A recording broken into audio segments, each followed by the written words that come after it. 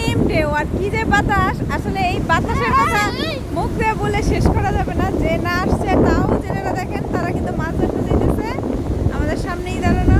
আর এই যে আমাদের যাত্রা সঙ্গী আমাদের বাইক, আর হচ্ছে সাগরের পাশে আসলে যে কি মানে কি যে একটা বাতাস, এটা যে এসে উপলব্ধি না করবে তাকে আসলে বলে বোঝানো সম্ভব না। আমাদের নাজরালি অনেক এনজয় করতেছে। কেমন করতেছ?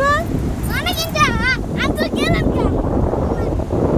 লাল কাঁকড়া দেখছো? লাল কাঁকড়াটা নাই, এইখানেই কাঁকড়ার বীজ সব বাতাসে ভিতরে ঢুকে আছে। আসলে সাগর অনেক উত্তাল, কিন্তু এই উত্তালের সময় আসাটাই আসলে অনেক মজার। যারা না আসছে তাদেরকে বলে বোঝানো সম্ভব না। আরে তো কাকড়া আপনারা সব enjoy লুকায়